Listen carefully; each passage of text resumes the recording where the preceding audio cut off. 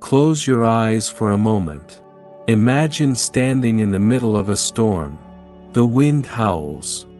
Rain lashes against your skin. Thunder shakes the ground beneath your feet. Now imagine that the storm isn't outside. It's inside. Inside your mind. Inside your chest. Inside every racing thought that tells you something is wrong, something needs fixing, something must change right now. This is where most of us live. In the storm. Believing that peace will come when the weather changes. When the job gets better. When the relationship heals. When the bank account grows.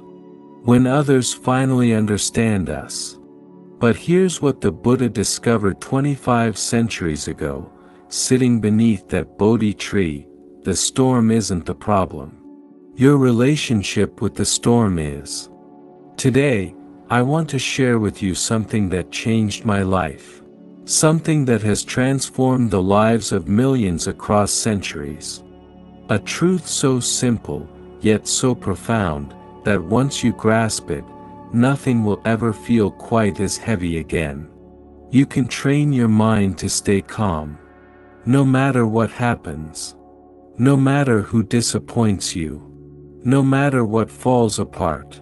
Not by escaping life, but by mastering the one thing you've always had control over. Your mind. Stay with me. Because what you're about to learn isn't theory. It's a path. A practice. A gentle revolution that begins right here, right now, in this very moment. Let's begin. Part 1: Mastering your mind, the wild horse within. The root of all suffering lies in your thoughts. Let me tell you something that might feel uncomfortable at first. Your suffering doesn't come from what happens to you. It comes from what you think about what happens to you. Someone cuts you off in traffic. That's just a car changing lanes. But your mind writes a story. They disrespected me. They're reckless. They could have caused an accident. People are so inconsiderate. And suddenly, your heart races. Your jaw clenches. Your entire nervous system floods with stress hormones. Not because of the car. Because of the story. The Buddha called this dukkha, suffering. But he also offered something remarkable: dukkha is optional. Pain is inevitable. Suffering is a choice. Think of your mind as a wild horse. Untrained, it runs wherever it wants. It bolts toward worry. It gallops into resentment. It circles endlessly around the same painful memories, the same anxious predictions. But here's the beautiful truth: a wild horse can be trained. Not broken. Not silenced. But gently, patiently, lovingly guided. The mirror of reality. There's an ancient Zen story about two monks traveling together. They come to a river where a young woman stands, unable to cross. The older monk, without hesitation, picks her up and carries her across. He sets her down on the other side and continues walking. Hours pass. Finally, the younger monk, clearly agitated, bursts out, "How could you carry that woman? We've taken vows not to touch women." The older monk looks at him gently and says, "I set her down hours ago. Why are you still carrying her?" This is what an untrained mind does. It carries everything. Every slight. Every failure. Every fear. Every injustice. An untrained mind believes it's protecting you. But it's actually imprisoning you. The practice begins with a simple recognition: you are not your thoughts. You are the awareness that notices them. You are not the wild horse. You are the sky the horse runs through. A practice, the breath as anchor. Let's try something right now. Wherever you are, place one hand on your heart, one hand on your belly. Close your eyes if you can. If not, just soften your gaze. Take a deep breath in. Feel your belly expand. Breathe out slowly. Feel your shoulders drop. Again. In and out.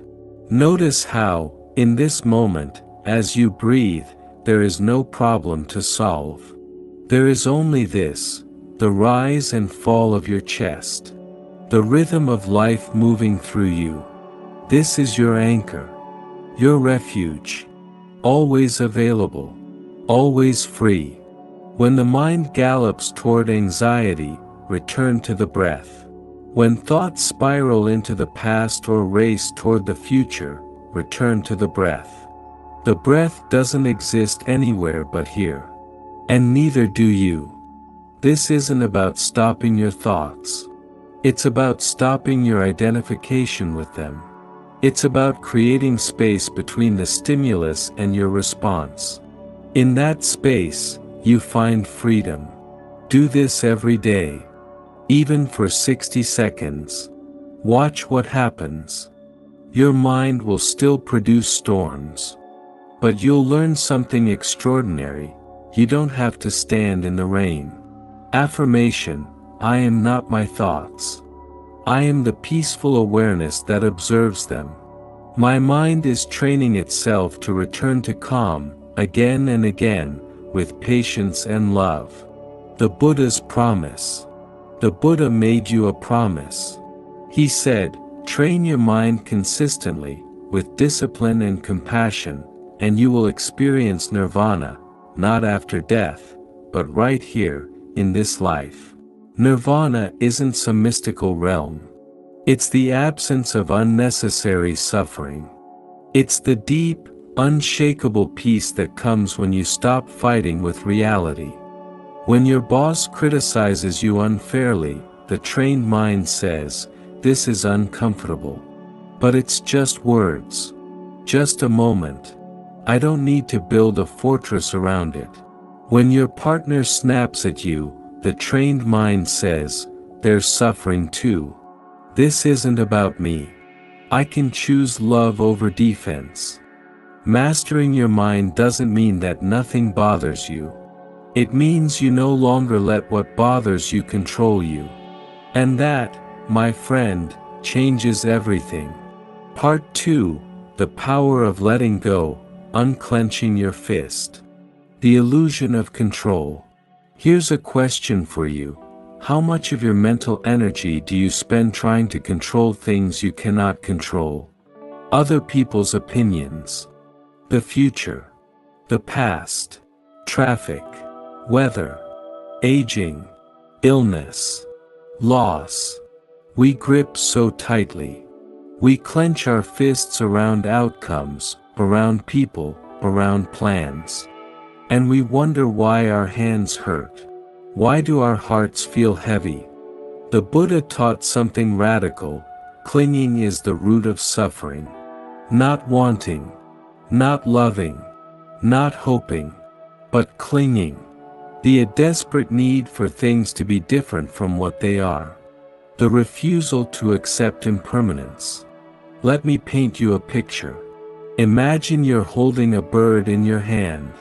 Hold it too loosely, and it might fly away. So you grip tighter, tighter, tighter, until you realize you've crushed the very thing you were trying to protect. This is what we do with life, with relationships, with our own sense of worth. We crush it with our need for control. Everything changes, everything passes. There's a Sanskrit word, anicca. Impermanence. Nothing stays. Nothing remains frozen. Not your youth. Not your job. Not your pain. Not your joy. The flower blooms, and it withers. The wave rises, and it falls. The child grows, and they leave home. This isn't a tragedy. This is life. And when you truly understand this, not intellectually, but in your bones, you stop trying to freeze the beautiful moments. You stop panicking when things change. You learn to dance with impermanence instead of fighting it. What you resist, persists. What you accept transforms. Think about the last time you were stuck in traffic. You couldn't change it. But you suffered anyway. Not because of the traffic. Because you resisted it. You argued with reality. And reality always wins that argument. The serenity of surrender. Letting go doesn't mean you stop caring. It doesn't mean you become passive or indifferent. It means you stop exhausting yourself trying to control the uncontrollable. It means you redirect that precious energy toward the one thing you can control, your response. There's a story about a Zen master whose hut burned down. A student found him sitting peacefully in the ashes and asked, "Master, aren't you upset? You've lost everything." The master smiled and said, "Nothing was ever mine to lose. This is the freedom we seek. Not the freedom from loss. But the freedom from the story that loss makes us broken." A practice, the open palm. Try this visualization with me. Imagine you're holding something precious in your hand. Maybe it's a relationship, a dream, a version of yourself you're attached to. Feel yourself gripping it. Feel the tension in your fingers, your arm, your jaw. Now, slowly, begin to open your palm. Not to throw the thing away. Just to release the grip. Open your hand. Let it rest there gently, freely. If it stays, wonderful. If it leaves, you'll be okay. This is letting go. Not abandonment. Just an open palm instead of a clenched fist. Practice this with your worries. With your plans. With your need for people to behave a certain way. Say to yourself, "I release my grip. I trust the flow. I am safe even when I am not in control." Affirmation, I release the illusion of control. I trust the natural flow of life. What is meant for me will not pass me by. What leaves were never mine to keep. I am free. The river knows the way. The Tao Te Ching says, water is fluid, soft, and yielding. But water will wear away rock, which is rigid and cannot yield. Be like water. Flow around obstacles. Don't fight the current. When your plans collapse, ask, what is life trying to teach me? What new path is opening? When someone leaves, ask, what space is being created for something new? Suffering ends when you stop arguing with what is. And peace? Peace is always found in this moment, exactly as it is. Not the moment you're wishing for. This one. Right here. Right now. If you're finding value in this message, I invite you to subscribe to Buddha Coha. We're building a community of souls committed to inner peace, mindful living, and the gentle wisdom of Buddhism. Hit that subscribe button, and let's walk this path together. Part 3, Cultivating Presence, Coming Home to Now. The prison of yesterday and tomorrow. Where is your mind right now? Really? Where is it? Are you here, with me, in this moment? Or are you somewhere else? Replaying a conversation from yesterday. Rehearsing one you're afraid to have tomorrow. Worrying about something that might never happen. Regretting something that already did. Most of us spend our entire lives living anywhere but here. The Buddha said, the past no longer exists. The future hasn't arrived. All we ever have is this moment. And yet, this moment is the one we run from most. Why? Because the present moment asks something of us.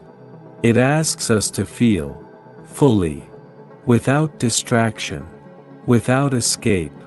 And sometimes, what we feel is uncomfortable. So we scroll. We're numb. We plan. We worry. Anything but be here. The gift hidden in now. But here's what you miss when you abandon the present: the warmth of the sun on your face, the sound of your child's laughter, the taste of your tea, the miracle of your own heartbeat. You miss life itself. Life doesn't happen in your memories or your plans. It happens right here. In this breath. In this blink. In this fleeting, precious, unrepeatable moment. Presence is the gateway to peace. When you're fully here, anxiety dissolves. Because anxiety lives in the future, in the what-ifs. When you're fully here, depression loosens its grip. Because depression lives in the past, in the if-onlys. Here, now, in this moment, there is only what is. And what is always manageable. Observing without absorbing. One of the most powerful teachings in Buddhism is this: you are not what you observe. Your thoughts pass through you like clouds across the sky. Your emotions rise and fall like waves in the ocean. But you are the sky. You are the ocean. Unchanging, vast, always present beneath the movement. When anxiety arises, instead of saying, "I am anxious," try saying, "Anxiety is present." Do you feel the difference? One identifies you with the feeling. The other creates space. You are not your anxiety. You are the awareness noticing it. This is called mindfulness. Not controlling your experience. Just watching it. With curiosity. With gentleness. Like sitting by a river, watching leaves float by. You don't grab them. You don't push them away. You just watch. A practice, the sacred pause. Let's practice presence together, right now. Pause whatever you're doing. If you're walking, stop. If you're working, close the laptop for 60 seconds. Look around you. Really look. Name 5 things you can see. Don't judge them. Just notice them. Now, 4 things you can touch. Feel the texture. The temperature. 3 things you can hear. Even the subtle sounds. 2 things you can smell. Or imagine smelling. 1 thing you can taste.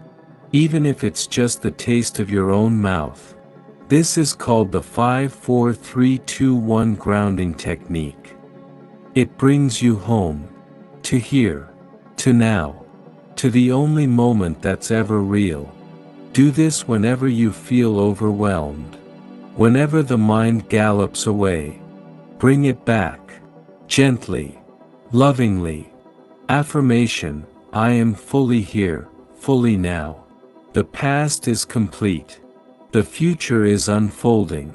This moment is where I live, where I breathe, where I find my peace. The monastery of ordinary life.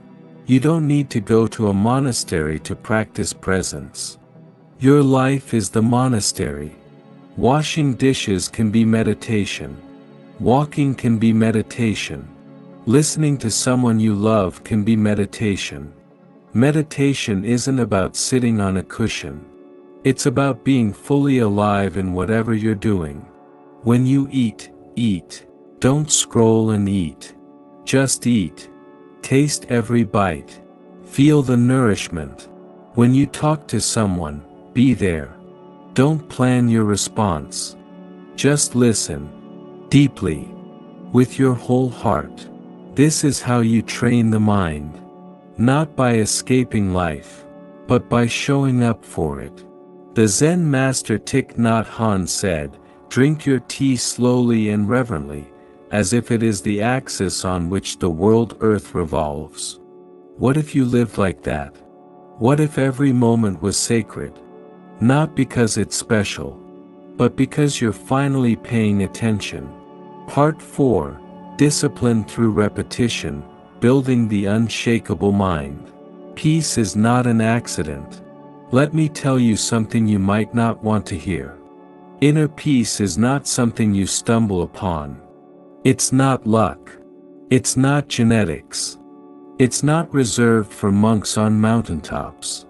Inner peace is a discipline, a practice, a daily commitment, like building muscle, like learning an instrument. You wouldn't expect to play the piano beautifully without practice. Why would you expect to master your mind without it? The Buddha spent years training his mind, not because he was broken, but because he understood the mind, left untrained, will default to chaos. It will spiral. It will catastrophize. It will cling to pain and run from discomfort. Not because you're flawed, but because that's what untrained minds do. Your mind is doing exactly what it was designed to do, protect you. But it's using outdated software. The practice is the path. In Buddhism, there's a concept called bhavana. It means cultivation, mental development. You don't acquire peace. You cultivate it. Daily. Patiently. With repetition. Every time you notice your mind racing and you return to your breath, that's one rep. Every time you feel anger rising and you pause before reacting, that's one rep. Every time you choose presence over distraction, that's one rep. You're not trying to be perfect. You're building a new neural pathway. Neuroscience confirms what the Buddha taught: the brain changes based on what you practice.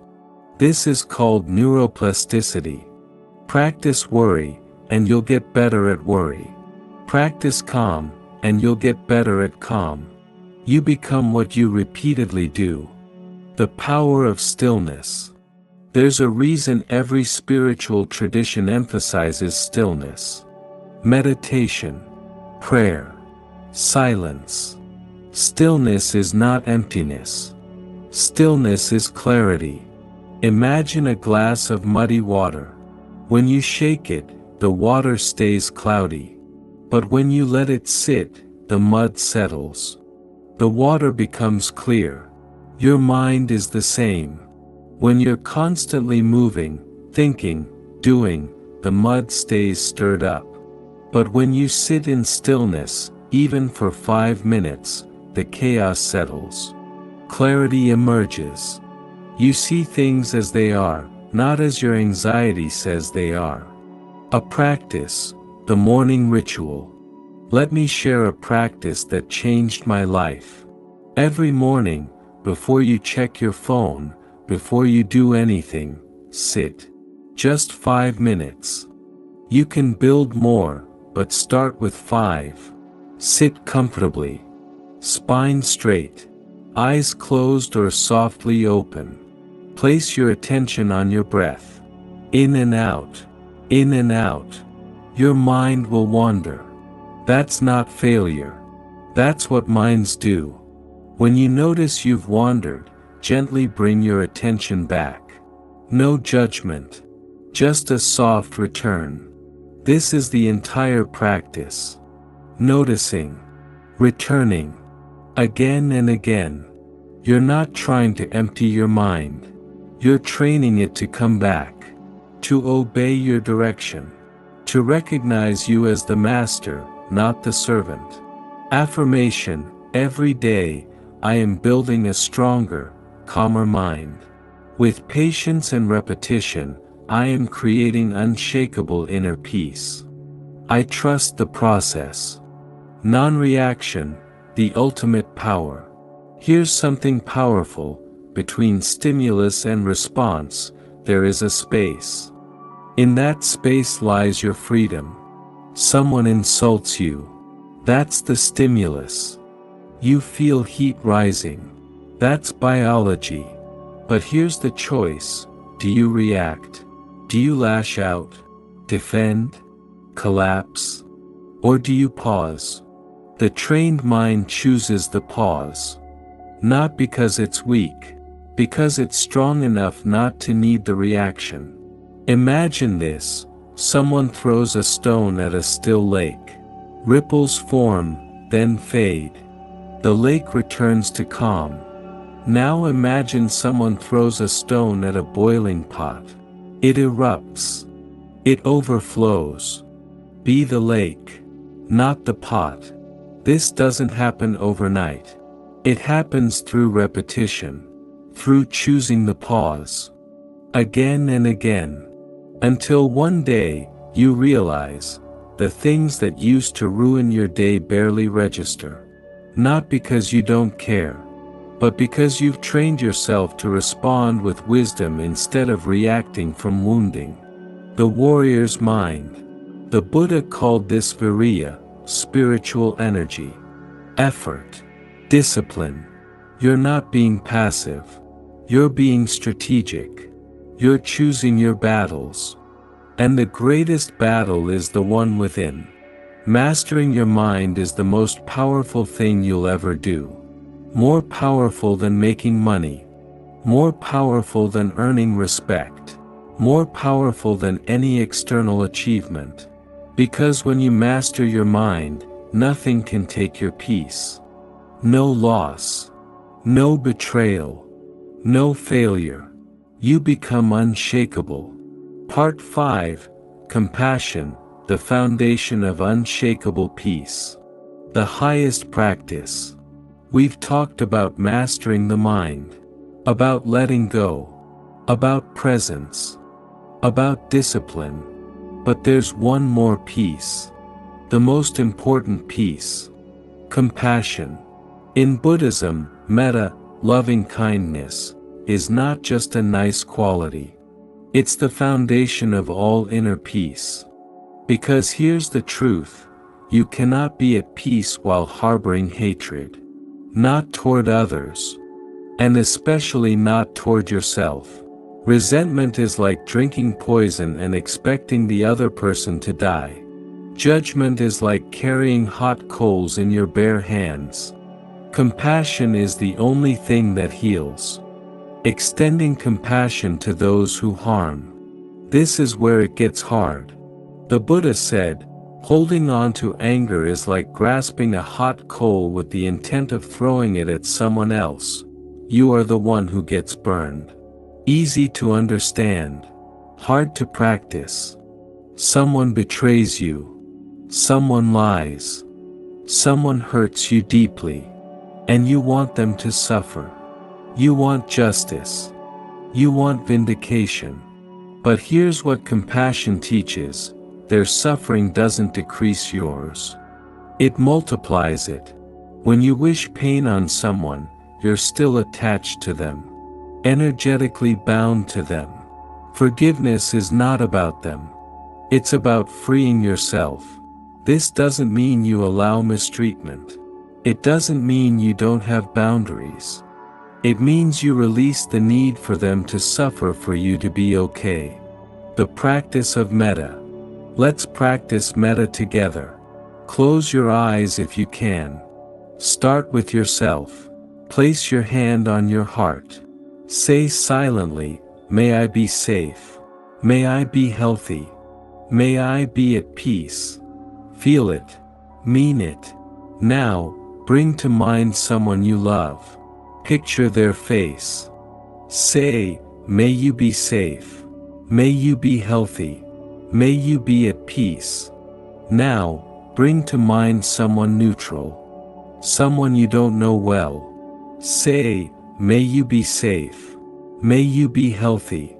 May you be at peace. And here's the hardest part. Bring to mind someone who has hurt you. You don't have to feel it fully yet. Just try. Say, may you be safe. May you be healthy. May you be at peace. This practice dissolves the armor around your heart.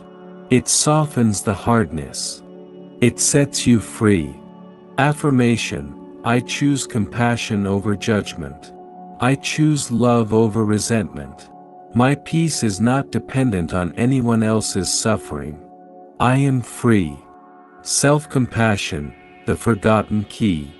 You know what most people forget? You can't pour from an empty cup. You can't extend genuine compassion to others if you're constantly at war with yourself. How do you speak to yourself when you fail? When you make a mistake? When you don't meet your own expectations? If you talk to yourself the way you'd never talk to a friend, you're not practicing Buddhism. You're practicing self-violence. The Buddha taught, you yourself, as much as anybody in the entire universe, deserve your love and affection. You deserve your own love. Not when you're perfect. Not when you've achieved enough. Right now. As you are. A practice, the mirror of kindness. Tonight, before bed, look at yourself in the mirror. Look into your own eyes. And say, I forgive you. I'm proud of you. You're doing your best. I love you. It might feel awkward. You might cry. That's okay.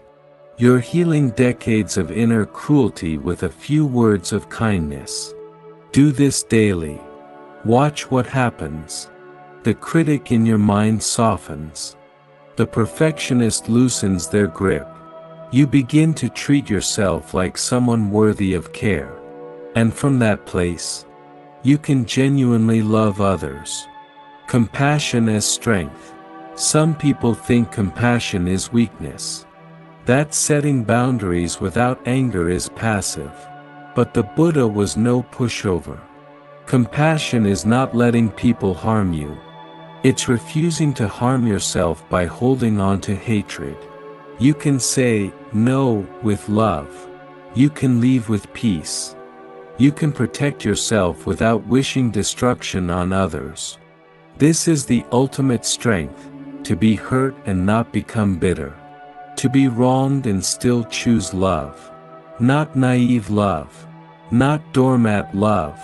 But wise, boundaried, self-respecting love. The ripple effect. Here's something beautiful. When you cultivate inner peace through compassion, it radiates. Your nervous system calms down. Your energy shifts. The people around you feel it. You become a space of safety. Not because you fix everyone, but because you're no longer adding to the chaos. You become the calm in someone else's storm, simply by being calm in your own. The Buddha said, thousands of candles can be lighted from a single candle, and the life of the candle will not be shortened. Happiness never decreases by being shared. Your peace is contagious. Your compassion is revolutionary. Before we close, I want to invite you to join our community. Subscribe to Buddha Coha. Ring the bell. Share these teachings with someone who needs them. Together, we're creating a movement of mindful, peaceful, compassionate living. Let's walk this path side by side. Closing, the journey continues. You are already whole. So here we are. At the end of this journey. But really, at the beginning. Because the work of mastering your mind, of finding peace, of living with presence and compassion, that work is lifelong. But here's what I want you to know. You don't need to be fixed. You're not broken. You're a human being, navigating a complex world with an ancient brain and a tender heart. The goal isn't perfection. The goal is presence. It's choosing the breath over the spiral, the pause over the reaction, the open palm over the clenched fist. It's coming home to this moment, again and again, knowing that this moment is enough. You are enough. The promise of the path. The Buddha made a promise. He said, walk this path with sincerity, and you will find peace. Not someday. Not after you've achieved everything. Not when conditions are perfect. Right now.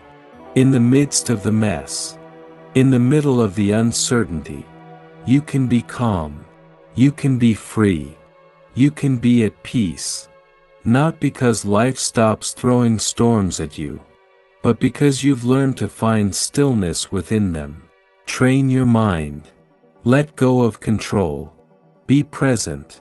Practice discipline. Choose compassion.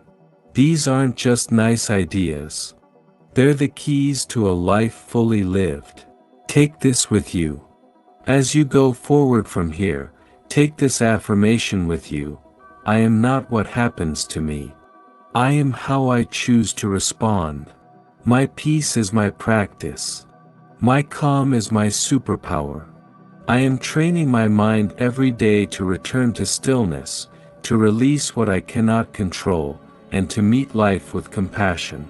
No matter what happens, I can choose peace. Breathe that in. And remember, the journey of 1,000 miles begins with a single step. Today, you took that step. Keep walking. Keep practicing. Keep coming back to yourself. You've got this. Thank you for being here. Thank you for choosing to walk this path. If this message resonated with you, please share it. Someone in your life needs to hear this today. And I'll see you in the next video. Until then, be gentle with yourself. Be present. Be at peace. Namaste.